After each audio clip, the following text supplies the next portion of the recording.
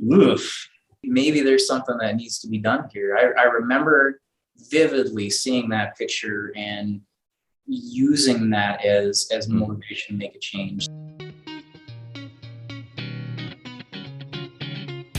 This is the Begin Within podcast, where we believe real, lasting health and fitness requires you to start inside before you work out.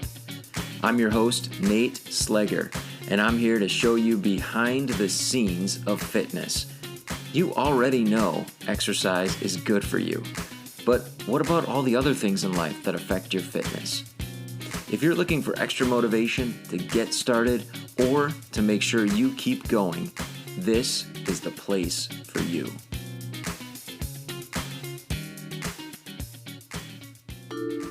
Produced by BeginWithin.fit. Now, on with our episode. Today, my guest is Keith Lester. He is a wellness coach who has been through his own life-changing journey when it comes to health and fitness. He's going to share his story with you. And what makes it really unique is this idea that he talks about is exploring the fact that even though he started to make some changes, what he was seeing in the mirror didn't reflect how he really felt on the inside.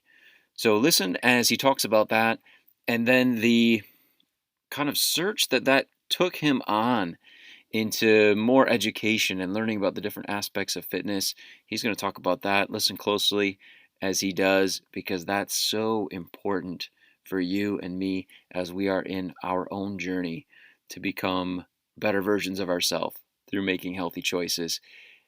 He's also going to talk about motivation and how important pain is in the motivation process. Listen for that. I hope that in the end you find, like Keith says, pain is really cool. I think he says something like that. Maybe it's pain is very cool. Pain is kind of cool. Something like that. Pain is cool. I hope that you find that it can serve you in your fitness journey as you listen to his explanation of how that happens. And then finally, the idea of not just getting help and support in the process, but being able to offer that to others, since that was a big motivator for him in his journey, and he continues to do that today. Here's my interview with Keith Lester.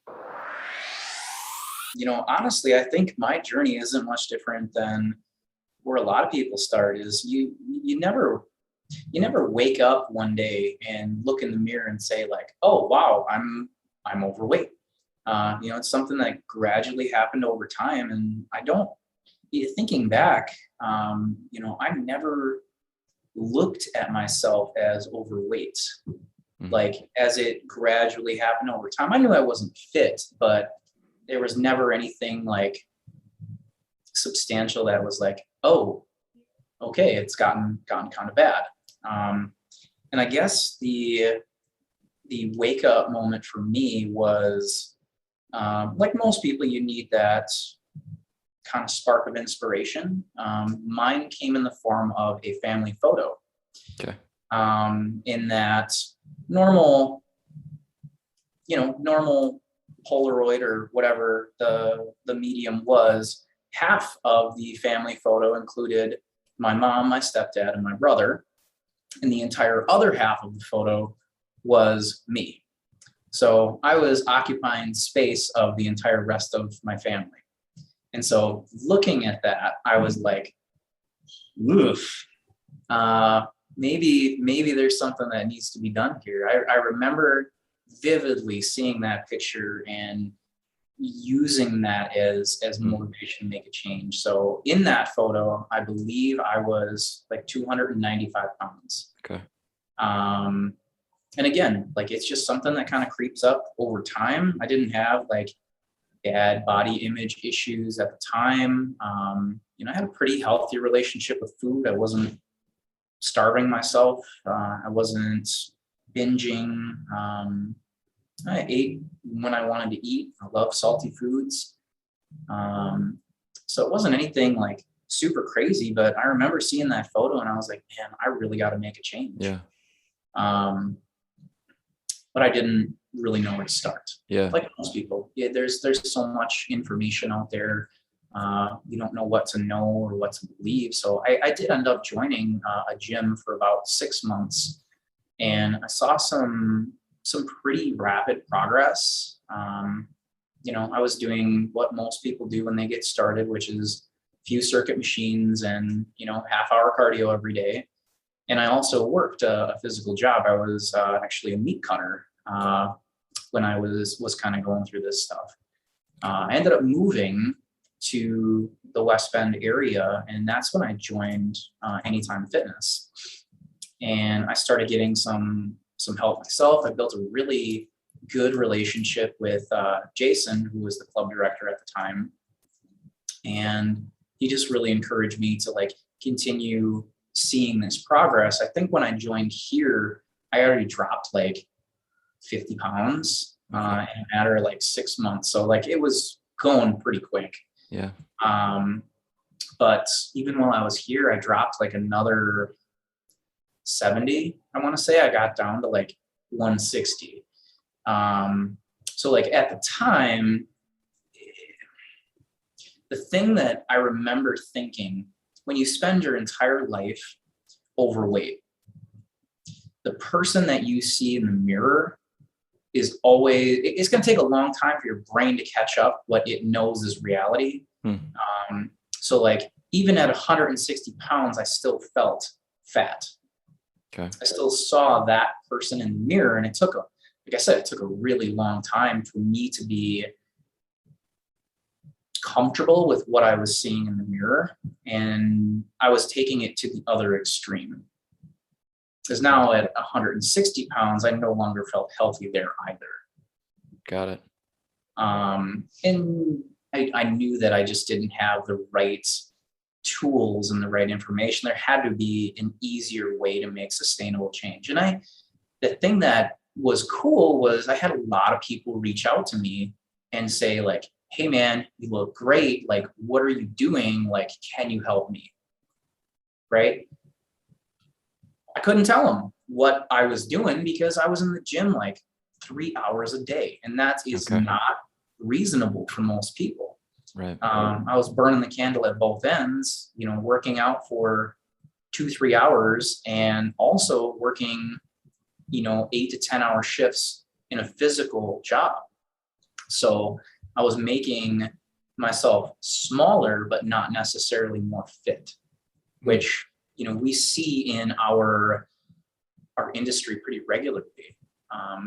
So needless to say, I had all these people reach out to me and not be able to give them the right tools. My sister-in-law was pregnant and she's, what can I do? And I'm like, I don't really know. Like, I know what worked for me, but I don't know if that's going to work for you. So I knew that helping people has always been like a passion of mine. I just didn't know in what capacity that was going to be. But exercise took a huge forefront in my mind. And I said, like, listen, if I went through the same stuff and I've had my own struggles and, complications to kind of get through myself, like I want to be able to help other people too. So I did a ton of research I had made up my mind to go back to college. So I was definitely a non-traditional student. I went back when I was 25. And I ended up finding an awesome program up in Stevens Point. Formerly I had gone to college for about a year and I don't think I was mature enough to be in school at that time. So I really didn't apply myself and didn't necessarily get the best grades that I probably could have when I was 18. So I did spend 2 years at a local community college getting those grades off of my transcript, and then taking some gen eds down here while I was still working full time. So it was definitely a grind. I found an awesome college up in Stevens Point, and the whole while, maintaining my own health and fitness throughout that time too. And Anytime has been a great great home for me through that entire journey. So I ended up going back to school, getting my degree in health and wellness promotion, which seems like a really blasé, degree. But the thing that I loved about it was it focuses on so many dimensions of Hmm. wellness. Not just the physical capacity, which, in our industry, we tend to focus and fixate on, but, just having a good emotional relationship, having a good intellectual relationship, even your career, so many different variables. So we had to focus on nutrition. We got to focus on, a lot more psychology, like some of the behavior change stuff. And like, that's my brain just was like, this is exactly what I need. Like, this is how we influence people, how we make a change. So like, that was the coolest thing for me to kind of dive into, and getting into coaching myself. I think a lot of people love psychology Hmm. because it resonates with you. It helps you understand yourself better. And when you can understand yourself and you have more experiences, you can help other people because you can empathize. Got it. Was that, so you mentioned like that kind of looking in the mirror, obviously that picture got you going, but then as you made this big transformation, you still felt like it's not really me. Mm-hmm. Um, was kind of learning psychology, like as you were going to school in that program, did that help sort it out? Or was it sooner that you kind of realized what it took to balance that out? Or tell me about that journey. I'm just curious about that a little bit. Is that a Um, shift that you've kind of figured out, or do you feel like that's just something that we all I like honestly, struggle I with? feel like that was something that I had kind of reached burnout point. Like, I still wasn't seeing the change that I wanted to see. And being lean, being cut. I'd kind of gotten skinny fat, for Okay. lack of a better word. Okay. And I knew I was super physical at work, and I was killing myself at the gym, and I still wasn't seeing progress. And I'm like, What's going what am on? I doing? Like, Yeah. what? I can't do this anymore.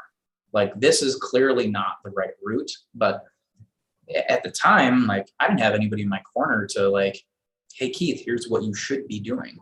I wish that I would have had like a coach, or had hired somebody that knew what they were doing to give me the right information. So my Okay. alternate was, I was like, I'm gonna go learn this myself. Okay. And you did, right? So the psychology you were talking about, like what were some of the big takeaways that you had? I'm curious to know, like on that side of things. Like, was it mindset? Is it specifically like habit change, like what's going on inside the brain as we go through that process? What were some of the big, I don't know, pillars maybe that you took away from I think the the psychology? biggest thing is change happens at those big catalyst moments in your life. Okay. It's like, and that can happen multiple times. That gives you the motivation to keep going. And one of the bigger pieces of that component is true motivation comes, sadly, from a place of pain. Hmm. Externally, we want to believe that like all the rah rah, you can do this stuff keeps us motivated, but truthfully, like the motivation that lasts, it comes from a place of pain. So for me, it was seeing that picture. Okay. Sometimes it can be somebody doubting your progress, like, oh, Nate, you started working out. We'll see how long that lasts. Like, sometimes it can come from a place of anger. Like, now you have something to prove. Like, I got a chip on my shoulder, and like, I'm going to let you dictate what my life looks like. Yeah. So feeling how I felt when I saw that picture, and a little bit of shame, a little bit of, why didn't somebody tell me it had gotten this bad? Hmm. Somebody that had like the honesty to be like, Keith, like, we need to make a change here. Because you don't see it yourself. You're the last person to see that kind of stuff. But, some of that pain of knowing like, I can't ever live like this again, Yeah. was really cool. So like that was helping understanding myself and helping other people understand this is how real change happens. Like, Yeah. sustainability and discipline are completely different things. And, having somebody that is a cheerleader, certainly helps. It helps to have a support system, but the thing that's going to keep it going is the moment that you walk into a door of a gym, the moment that you feel the way that you feel that day. I tell people all the time, like, journal that feeling. And the days that get hard, the days that you don't want to be here, you need to pick that paper up and you need to read it again Mm. and refresh yourself why you are here, why you came in the door that day. Capture Um, that, capture that moment, hang yeah. on to it. Mhm. Cool. What about sustainability and discipline? You mentioned like those are different things. Tell me a little bit about that. I think discipline is different than motivation. Um, Discipline is the ability to get here, whether you want to be here or not, and making that habitual. Like, Okay. you don't let yourself off the hook. You're not giving yourself, oh, it's like it's doing the hard work despite maybe not having the emotional or mental fortitude to get in the door that day, but you come in and you make an effort anyway. Okay. You still put in the work. Like, to me, that's discipline. Motivation is that intrinsic, inside yourself, like, I'm going to get there. I can do this. Positive self-talk, hyping yourself up a little bit. Like, yeah, Okay. I'm going to do this today. I'm going to make a change. Like, that's motivation. Discipline is the act of actually doing it. Even when it's tough, it sounds, Yeah. yeah. As I was listening to you, that kind of stood out to me. Like even the days you don't want to do it, you still keep going. Mm-hmm. What, as you, I mean, now you're coaching other people, helping other people to make changes. Obviously we're all still clients of ourselves too, right? You're working on health and fitness. I know before we jumped on here, you said you just got in a great workout. Mm-hmm. I'm curious to know, like, as you're helping other people and the things that you've taken with you from your journey, what advice would you give? And it's probably advice you probably give every day now as you're helping others, but someone getting started, like someone who's listening, feeling inspired by what you've accomplished and wanting to make a big change for themselves. Maybe they're in that place, like now's the time. What advice would you give them as far as what to do first, how to begin? The first thing that I would tell people is, don't be afraid to ask for help. If my experience can be used in any form of smashing your head against the wall and trying to figure it out on your own, I wish that I could get years back of my own health had I had somebody in my corner. Like, it helps so much to have somebody that actually knows what they're doing, that can answer the questions that you might not know. And there's a little bit of stubbornness and there's a lot of vulnerability in asking Yeah. for help, especially with, I feel like men have a particular, machismo Don't want to ask for attitude. directions. Yeah. Right. So, I mean, by and large, just don't be afraid to ask for help, especially if people know what they're talking about. And truthfully, like, don't be afraid of challenging authority too. Whether that's your trainer or your chiropractor or your doctor, if they really are masters of their craft, they should have an answer for you or be willing to get you an answer. Why does this help me? I think curiosity is the best trait a human can have, and we grind it out of people at a young age. Like, we just tell people not to ask questions anymore, and how are you going to learn if you don't? Yeah. Oh, that's cool. Honestly, I think that might be the first time on this show that's come up, like just being curious about the process and like, hey, if you told me this, how is this going to help me get to the result that I want? How's it going to work? Just being naturally curious. Cool. That's really awesome. I appreciate that. Yeah, for sure, man. Yeah, cool. Keith, thank you so much for being on the show. I know we've talked about this. I hope it happens again. Let's make it happen. We absolutely can, man. There's a lot more. There's a lot more I'm sure we can dive into, man. Cool. All right. Thanks. Yep, you bet, buddy. Have a great day. Awesome. I want to thank Keith Lester for being a guest here on the Begin Within podcast. And I want to take a moment just to marinate a little bit on a couple of the things that he mentioned as he shared his story, and of course where he's at now, coaching others when it comes to health and fitness to become better versions of themselves, right along with the rest of us. First of all, a couple of quick ones.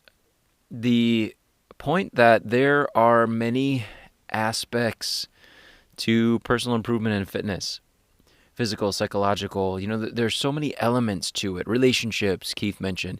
So it's more than just finding a diet and trying to get ourselves to stick to it. It's more than just getting a workout plan and trying to stick to it. So many elements contribute toward us living a healthier life. So being aware of it is so important. Being aware that there's so many elements to this process. And as you go through your journey, you may discover other things that impact your health and wellness. Give attention to them. That's okay. Just like Keith on his journey has discovered those, do the same. Never stop learning. Keep digging in and finding what it is that you need in order to get to the place that you want to be in terms of health and wellness. He talked as well about the benefit of having someone support you.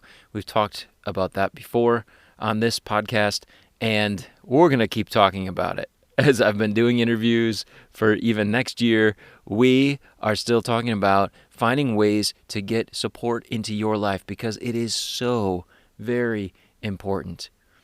And then our bigger theme for today, motivation.